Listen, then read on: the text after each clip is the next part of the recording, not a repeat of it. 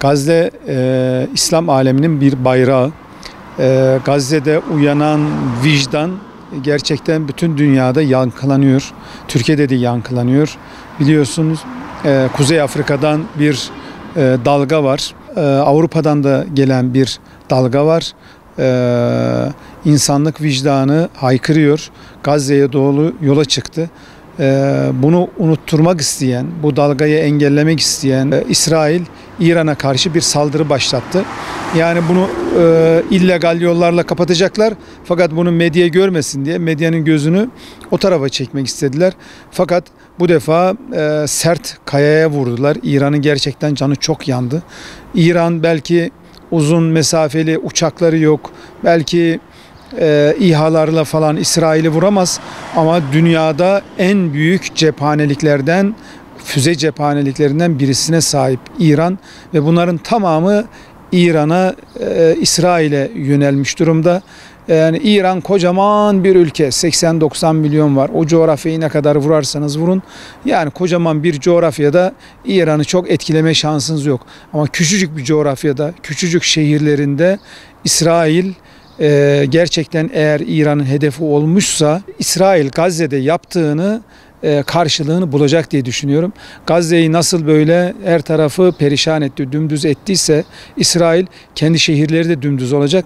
Artık bu saatten sonra İsrail'de hiçbir Yahudi yaşamak istemeyecek. İsrail'i terk edecekler. Bu İsrail'in sonun başlangıcı oldu. İran'ın attığı füzelerin İsrail'deki oluşturduğu yıkımı görüyoruz. Eğer ki bunun devamı gelirse, devamı gelecek gibi gözüküyor.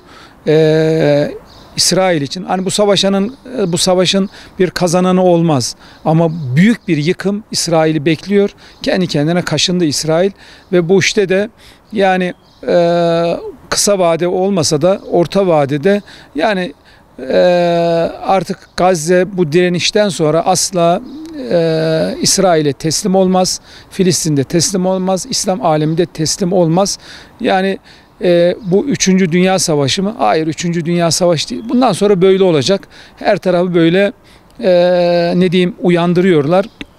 İnsanların vicdanı uyanıyor, devletler uyanıyor ve bundan sonra da İslam alemi bir ittifakın içerisine, dayanışmanın içerisine gitmek gerektiğini görüyor. Bunu geçmişte Türkiye İran'ın yanında çok durdu. Yani İran'ı çok destekledi ama 10 yıldır İran Türkiye'den uzaklaşmaya çalışıyor. Bunun da sıkıntısını çekiyor şu an İran. Belki Türkiye ile çok ciddi bir ittifak yapsaydı bu saldırıya maruz kalmazdı. Yani aslında İsrail İran üzerinden Türkiye'yi de tehdit ediyor. Yani İran'ın üzerinde deniyor şu anda. Gücünü deniyor. Yani İran'da başarılı olursa bu Türkiye'de yansıyacak ama ben başarılı olacağını hiç düşünmüyorum. İslam aleminde kuklalar var. Bu kuklalar Batı'nın sözünden çıkmıyorlar.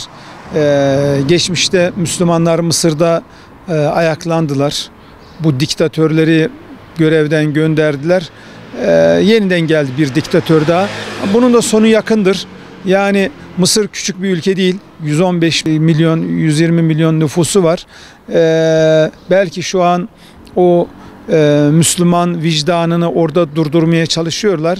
İsrail'in hamlesi de bu. Bunu gözlerden saklamak istiyor. Belki refah sınır kapısına bu insanlar dayanamayabilir. Fakat bu hareketliliğin olması gerekiyor ki İsrail'in üzerine bir baskı kurulsun.